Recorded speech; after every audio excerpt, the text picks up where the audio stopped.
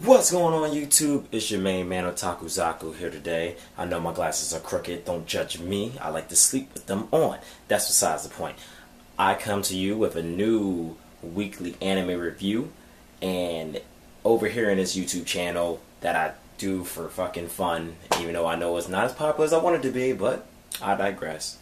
Over here in this channel, we actually listen to feedback, listen to reviews, and comments and concerns. So I had a recommendation for an anime by the one and his bitch assness named Tyrone. And no, he is not fucking nobody's wife today. Not long dick style, not any type of style. But that's not what you're here for, so let's get right into the review. Woo! So we're gonna hop right into the bio. Let me get my movie voice ready. 26 years ago, in a third-year classroom of a middle school, there was a student named Misaki. As an honor student, who was also good at sports, she was popular with her classmates when she suddenly died. Her classmates decided to carry on as if she was still alive until graduation.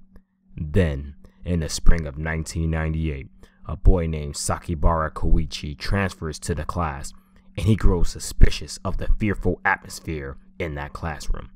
In particular, there's a beautiful, aloof girl named Mei Miyazaki who wears an eye patch and is always alone drawing pictures. Now, after reading that, I realized my voice sucks in movies, so we just gonna go right to the pros. I'm gonna start it off with the pros.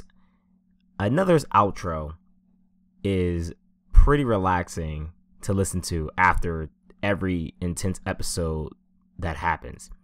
It really soothes your soul because you just got traumatized watching middle schoolers get brutally murdered. And the soundtrack increases the intensity and really fuels the airy feeling given in the series. It leaves you on the edge of your, what's the word I'm thinking of, chair or bed, feet? Man, whatever you're sitting on. The plot sets itself up as a horror movie / horror RPG, similar to a little game called Corpse Party on the PSP or PS Vita. If you haven't played Corpse Party or even heard of it, you should check it out for either a Let's Play or buy it. It's actually a really good game. But I'm going on a tangent here, so let's get back on track. The facial expressions the characters had throughout the certain moments were really well done and phenomenal. Also, motherfucking cliffhangers. Who doesn't love fucking cliffhangers? For each episode, the pacing for the series is something many anime fans would enjoy because it's not all throw it in your face. When it's finally in your face, it's non-stop. So, the series has that final destination feel, but instead of movies and actors, I mean, they still have actors, but it's for animations. If you are a fan of Final Destination type devs, this anime is definitely meant for you. The plot twist at the end is an obvious answer if you pay close attention to the certain hints and details throughout the series, but it does very well to leave you guessing if this is your first view. Lastly, the ending. The ending itself leads to a possible continuation to the story.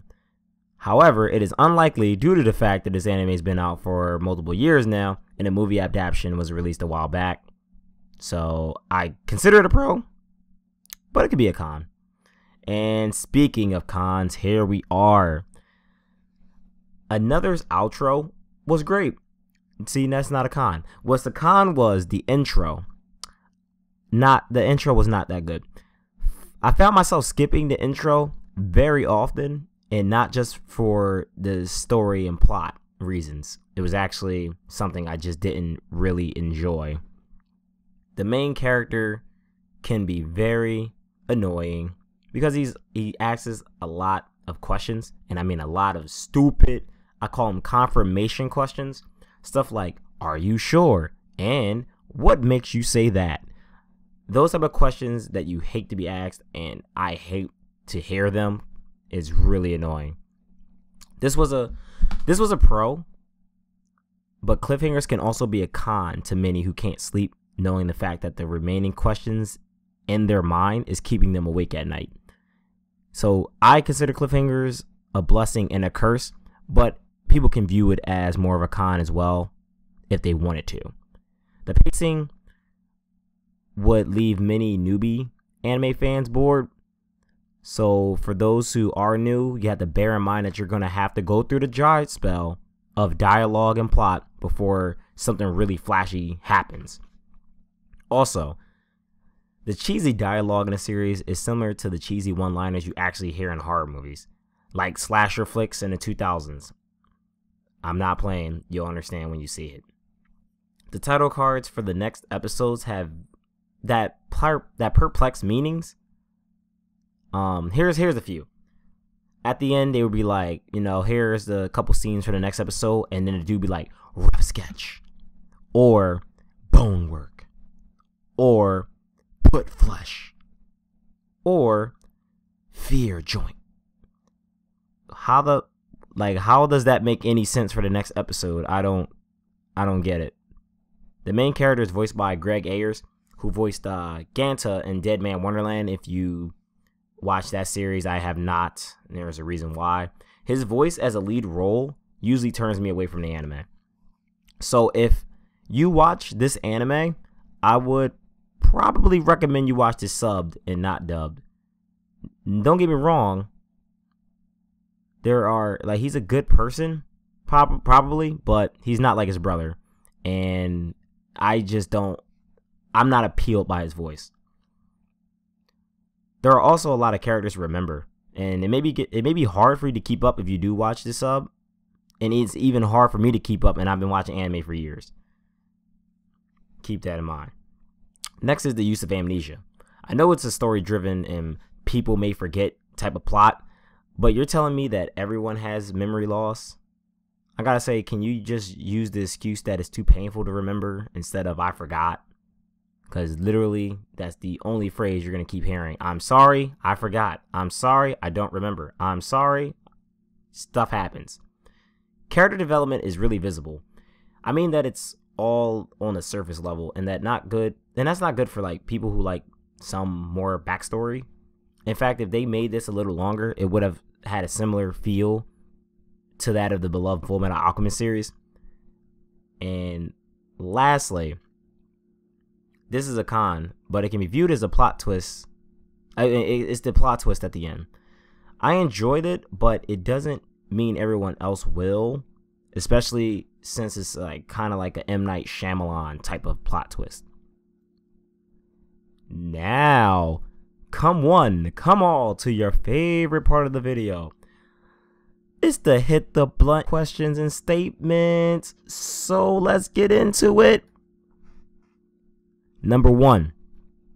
Who lets 3 strangers visit without asking the person in the hospital if they know them?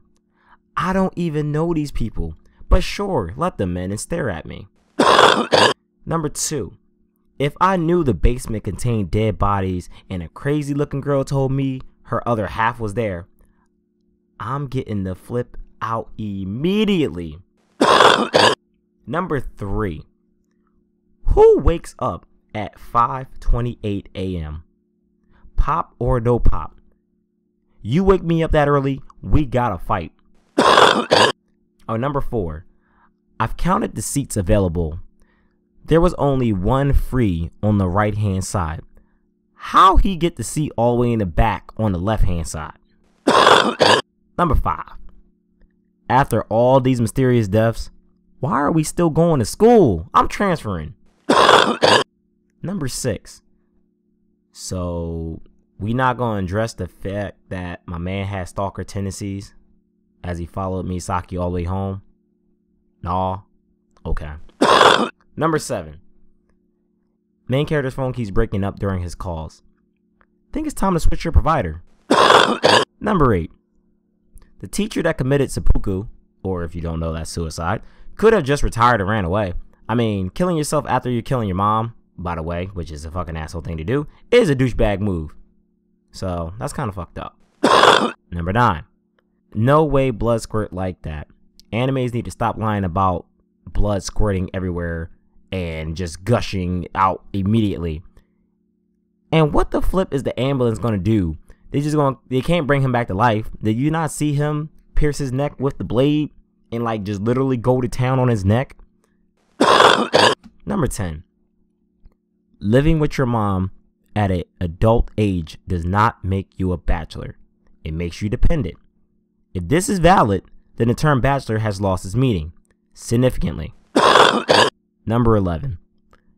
The quote, "dead people have shockingly cold hands," made me think back to I used to use the excuse that I have cold hands, but I have a warm heart. I was wrong apparently, and I must now be it's now concluded that I must be dead, and I don't see no arcade cabinets and no cool fun games I saw in Death Parade, so I'm kind of upset. Number 12. Who is narrating the beginning scenes of this series? I would like to know if it's someone in the class, or people outside the class, or people in another school, or hell, even the kids of the people of the past. Like, I would like to know. Please tell me. I'm curious. Number 13. So we can just find items in the dark, like without any hassle, just born with night vision. Get the fuck out of here. Number 14. I think I might have fucked up. My man, all the time for me. I feel you. Number 15. If calling 119 didn't work for the guy suffering from an asthma attack, what makes you think the signal will just start working for all your phones for the person stabbed or the others that are dying? I don't think the signal just immediately powers back on. It doesn't work that way. Or at least I don't think it works that way. Number 16. Good to know that if I get kicked in the nuts in a near-death experience, I will overcome the pain and keep fighting. Yeah, right. Number 17. The shattered glass from the lightning strike should have pierced all three characters, not just Izumi.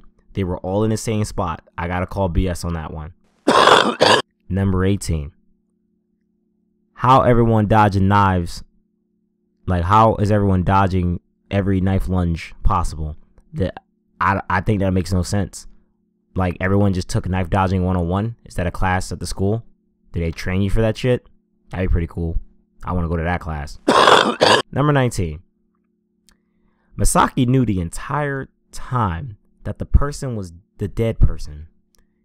Yet, you let so many people die instead of fixing it yourself. Even if we give you the benefit of the doubt and say you didn't know until the tape recorder, you eventually found out and still let more people die. That's pretty selfish. Then again, they did ignore you, so I guess that's alright, right? Huh? And number 20. So we finally got some phone service on this trip. It just took to the end of the last episode, I suppose. That's cool. In conclusion, Another is an anime that, in my opinion, is a classic and a must-watch. It blends that old style of horror and suspense and throws it into an animated series that leaves any horror enthusiast entertained. It's like Final Destination, but without the whole horrid sequels. That's why I'm giving this anime an 8 out of 10. It has its really cheesy dialogue, and the pacing can bore some newcomers. But if you can manage to stay entertained, then it will all pay off with the epic climax at the end. So, thanks for watching, and if you have any more anime recommendations that you want, let me know. And yeah. And that is my anime review of the week. First, thanks for watching. I appreciate it. For the people who are watching, are trying to spread word of mouth about my channel, I really truly appreciate that. And if you have any anime recommendations, let me know. I will do them likely. The only way I won't do them is if it's like One Piece or something like that. Because if you want me to do an 800 episode series in a week, you are out your goddamn motherfucking mind. As well as it's incomplete. So that's another reason. The second reason is incomplete. So I don't like to do a series unless the series is over. I do have a series that had 3 seasons in mind that I'm going to review, but that's when it's done. However, once again, thanks for watching. Make sure you like, share, and subscribe, and follow my motto in life: don't suck at life. And I'll see you next time, Space Cadets.